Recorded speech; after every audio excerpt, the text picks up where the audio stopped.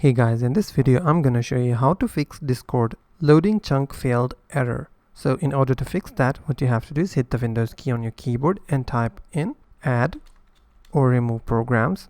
Select that option. You will be able to see the list of all the applications that have been installed on your PC.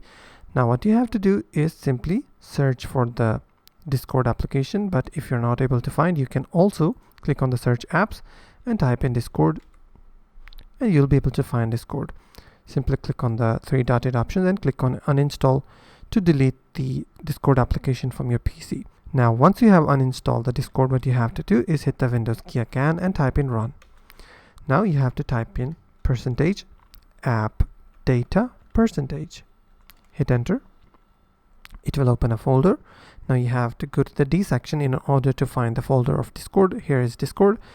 So right click and click on the delete button in order to delete the folder. Once the folder has been deleted, what you have to do is close the file manager, hit the Windows key again and type in run again and hit enter.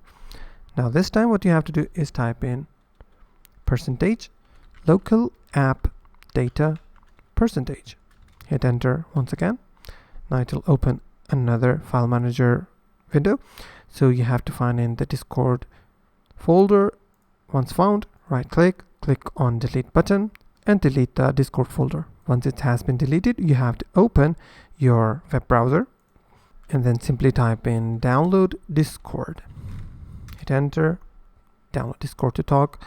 Click on download for Windows. It will download an exe file on your PC. Click on the Discord setup and install the Discord on your PC once again. Now once you have installed, you can check again and hopefully your problem will be fixed. And that's simply how you can fix Discord loading chunk failed error. If you found this video helpful, please hit the like button and also don't forget to subscribe.